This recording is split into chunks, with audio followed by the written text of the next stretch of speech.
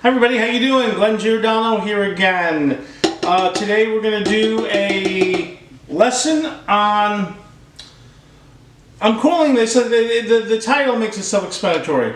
I'm calling it the Texas Two-Hand Shuffle on your way to better ghost notes. Right? So this is, you know, when I teach about 30 kids a week or so, and usually there's a concept I teach, and there's a couple of songs with that concept in it that happen to have that concept in it that I use to demonstrate, get the kids to play that song. Because it's like, in my mind, it's always, whatever I teach you, use it in a sentence, right? Where your teacher says, okay, what is the meaning of, you know, socialism? Use it in a sentence. I said that word on purpose. By the way, I would consider myself a democratic socialist, so there. All right. So, you know, one of the inspirations for this lesson is that my last lesson, I'm going to do something else. My last lesson was on Gardaments, and this guy from high school, I used to play drums with him in marching band, whatever, high school band. Haven't seen or heard from him in 40 years. And the first thing he said about the lesson in the Gardaments, and in that exercise I wasn't doing any ghost notes. I was trying to actually play kind of like a greater volume so you could hear every note, every placement, all that stuff, because it's about rudiments. And he says your ghost notes were too loud. Not, hi, how you been? Haven't seen you, I just saw your video, but this is why we're in trouble. 40 years, the only thing you can say is I think your ghost notes are too loud. I didn't do any ghost notes in exercise. I told him I think you need a shrink. Anyway, go to find him where he's playing if you live near him and go see his ghost notes. Anyway, so here we go. Here we go. The Texas Shuffle, let's just demonstrate that first. It's a shuffle, so here's the shuffle rhythm, right? 1, a 2, a 3, a 4. And the Texas two-handed shuffle would be having your snare and your hi-hat do the same thing. And I'm just going to play it completely equal now, right? This is actually just the rhythm. Right, it'd be 1, a 2, a 3, a 4, a 1, a 2, a 3, a 4, a 1, a 2, a 3, a 4. But now, let's talk about how ghost notes come into this, right?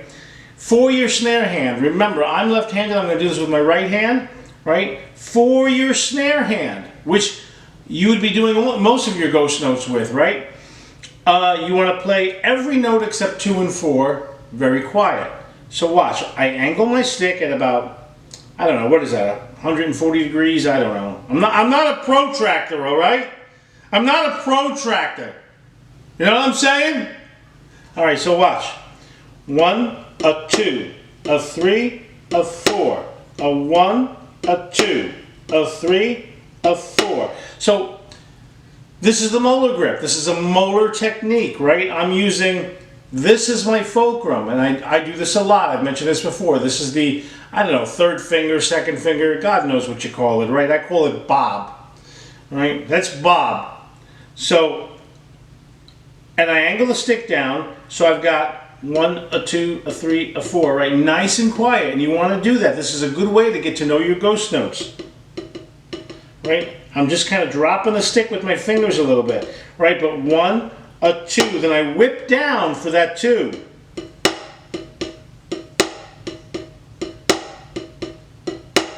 And I'm gonna slide in a video here of me doing it with both hands, slow and all that, so you can see match grip and traditional. But I want to show this for the front view, and I'll show the side view. So here we go. Watch. My left hand now. Remember, if you're right hand, you're going to do with your left hand. 1, a 2, a 3, a 4, a 1, a 2, a 3, a 4. So that's it.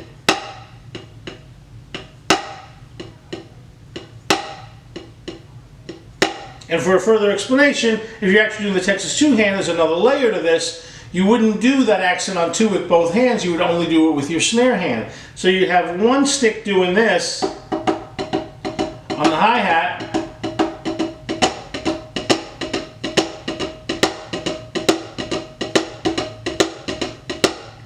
and the other hand doing that accent, doing that Moeller Grip. All right, let me show you the little side view, and then let's take it to the drum set one more time.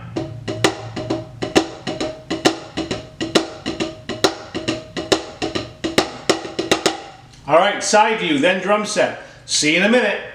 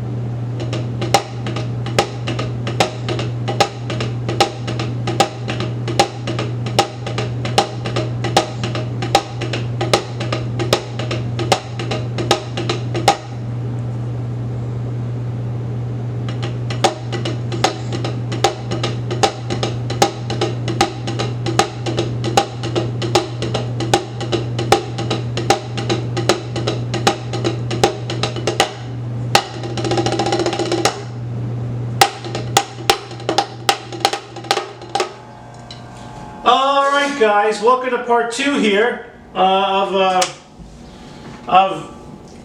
the Texas two-hand on the way to good ghost notes. You know, speaking about the ghost notes, that guy I talked about in part 1 there on the pad, it stays with me, this stuff. It stays with me, you know, it just hangs. You know, I swear, when I'm dead, I'm going to have 3 tombstones. It's going to have the list of grievances, you know, follow on tombstone B. The tradition of Festivus begins with the airing of grievances. I got a lot of problems with you people. Now, you're going to hear about it. You. Because for this guy to say that, after 40 years not speaking to him, I looked around for him. If you pop my name in YouTube, a whole bunch of stuff will come up. Me on the cruise ships, me with Mark Farner, me with Dick Wagner, and then a whole bunch of other people, Tasha Owens included. And then, you know, I put his name in, nothing comes up. Nothing. And when I remember back in high school, he had great technique and he had great speed. He was really fast, but no one liked playing with him because he played like a robot. And let me say this. In the end, this is about the passion. That's what this is about. You want to play drums? Look, and you don't have paradiddles at 180 clicks a minute. Who cares? Look at Ringo Starr. Ringo was definitely not the fastest drummer, definitely not the greatest technique, but you listen to songs like Come Together and Ticket to Ride and you think, oh yeah. Yeah, he had an innate sense of what should go where, how it should go. And he's one of the greatest pop rock drummers ever in existence. So again, and when you ask him, he said all he ever wanted to do from when he was sick in a hospital is play the drums. That's what this is about. All right, let's continue. So enough of that guy. I wonder if he criticizes his family like that. Like just, you know, puts them down and everything they do. Well, you should have done it this way. That kind of guy. It's awful to live with. Anyway, For you again. Don't be Look at you. You think you're an important man? Is that what you think?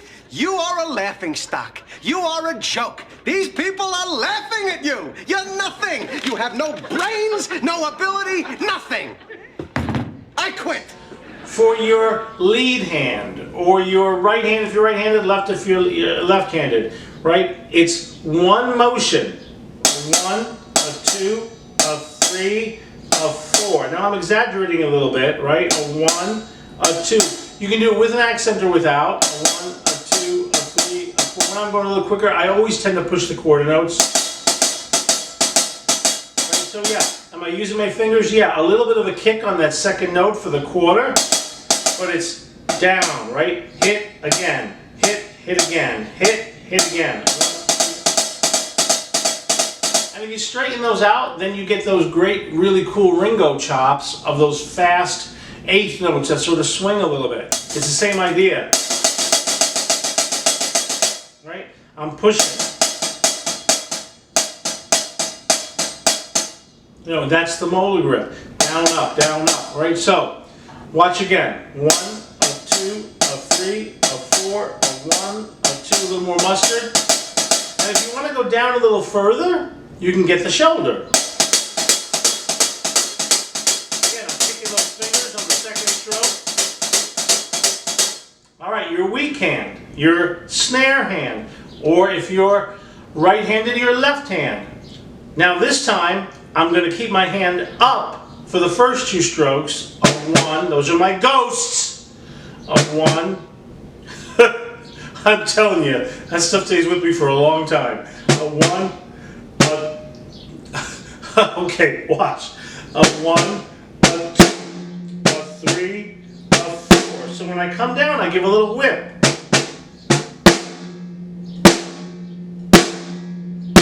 So I'm moving my fingers a little bit and catching at the same time.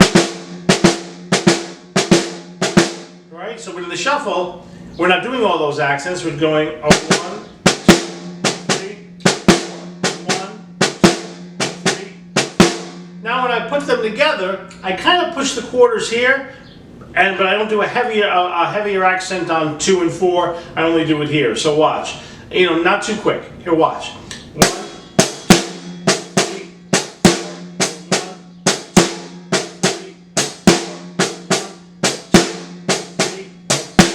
And if you're traditional grip, it's the same thing. You know, I come down for that accent. And what this teaches, what the Texas two-hand teaches, is teaches you dynamic control. Soft, loud. Soft, loud. Soft, loud. But you're doing it like that. You're doing it like that. The other thing that the Texas two-hand teaches you is keeping your hands together at the same time, which is, you know, harder than it looks. You know, when you're locked up with yourself really well, man, you'll pack a dance floor on a shuffle. By the way, for extra credit here, if you come, I'm borrowing an 80-20 line, if you come down a little further, you can rim shot 2 and 4. Sometimes I do, sometimes I don't. It depends how I'm positioned, if I feel really good about my rim shots. Sometimes, you know, I want to make my rim shots consistent, and I'll be honest with you, there's nights where the stage is wobbly or whatever, and I don't feel that they're super consistent in dynamic and placement. They should be, but they're not always. But here we go. 1, 2, 3.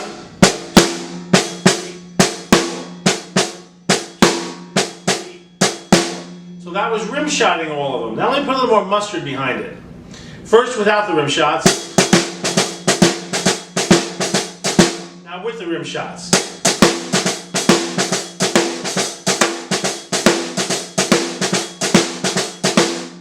So that comes in really handy, especially when you're in the club and you're not Mike and you really want to get that 2 and 4 through, but you still want that, you know, the gallop thing going on. That rim shot really comes in handy. All right. Now for the bass drum on the Texas two-hand, just to finish the thought, 1 and 3 are all 4. It doesn't really matter. It depends what the bass player's doing. If the bass player's walking, I might do all 4 with them. If the bass player's doing more of a lump, I might do, which is ba-bum, ba-bum, ba-bum, all right? I might do just 1 and 3. Right? And then, again, I might switch it up in the middle of a song. If the guitar solo is soloing, I might switch to 4 on the floor, maybe in the choruses. You know, it's kind of how I feel at the moment. So here we go.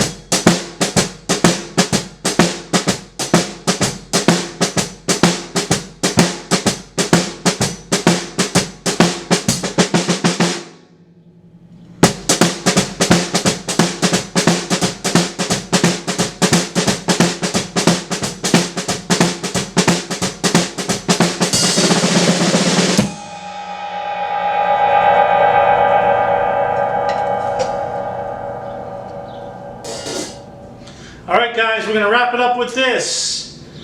I'm going to do the shuffle in context, some with rim shots, some without, maybe solo around a little bit, alright? And we'll take it out with this. See you on the next one, guys. 1, 2, 1, 2, 3.